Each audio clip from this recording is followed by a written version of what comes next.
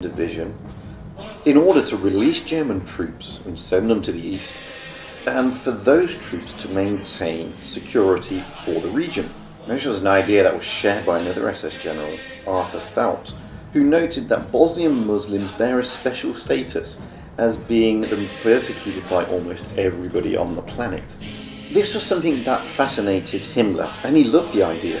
He had always been fascinated by the Islamic faith, and he believed that it created fearless soldiers. He thought that Muslims would make perfect SS soldiers because they are promised heaven if they are killed in battle. Initially there were concerns around the race argument, but the Germans found a really canny way around this. They just accepted theories put forward by Croat and German nationalists that stated Croats and Muslims are not officially Slavs. They are pure Aryans due to their Gothic and Iranian ancestry. Problem solved. With the race factor conveniently solved, Arthur Phelps was then tasked with forming the very first non-Germanic SS division, which he did. Although the Germans did encounter resistance from Croatian nationalists who were concerned that by raising an entirely Muslim division, this would fan the flames of a Muslim uprising against them. But the Germans found a simple solution to this. They merely added in Gothic letters the word Croat on the cuff title, and they made sure that the officers were Croatian Catholics.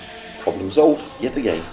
Recruitment was then handed over to a German called Karl von Kempler, an SS officer who spoke Serbo-Croat and was a so-called Islamic expert. He was to work alongside Sulja, a Bosnian Muslim, and together they set about recruiting.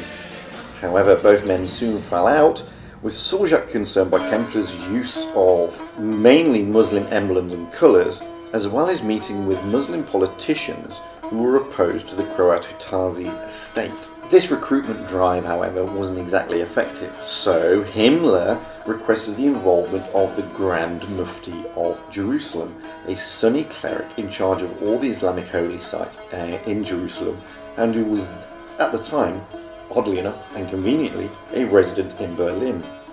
The Mufti visited Sarajevo, Zagreb and Banja Luka in order to agitate support from the Muslim population and therefore boost recruitment. Despite the Mufti's seal of approval, recruitment was dire at best, and it fell significantly short of the numbers required to form the division. In fact, recruitment was so dire that Himmler had to concede to allowing a 10% Catholic component to this division, which led to just under 3,000 Catholics being recruited into what was meant to be a purely Muslim division. By this stage, the division itself comprised of about 23,200 Muslims, 2,800 Catholics and numerous Germans, all of whom were officers.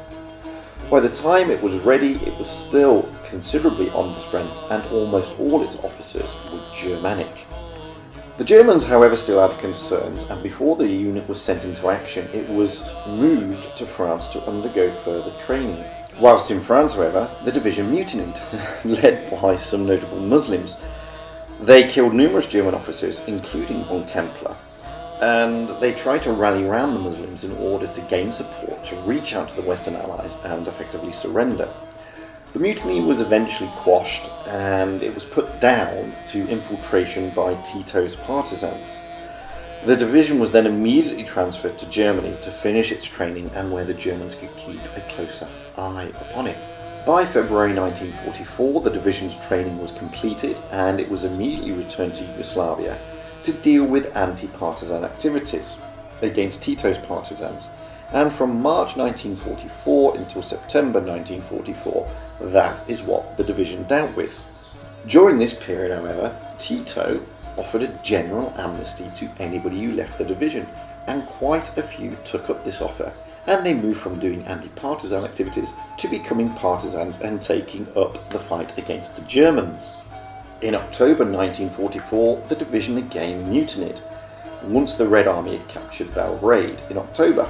An imam in the division led a further mutiny, leading Himmler to disarm the disloyal Bosnians, who were in turn transferred to Labour battalions and auxiliary units. By now the Red Army advance was unstoppable, and the remains of the unit retreated into Austria, where it eventually surrendered to the British. The division, while successful in its anti-partisan activities, was both brutal and savage, especially against Serbs and Jews within the Yugoslavian territory, not only during combat operations. In many of its areas of operations, numerous reprisal attacks were undertaken against the Serbian civilian population, leaving many thousands of Serbs dead.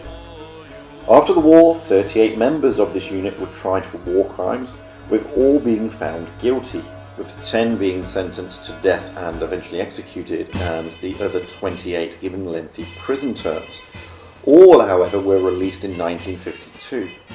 Interestingly, approximately 1,000 of those who had served in the 13th and the 23rd Divisions, both of whom are Muslim divisions, eventually ended up in the Syrian army during the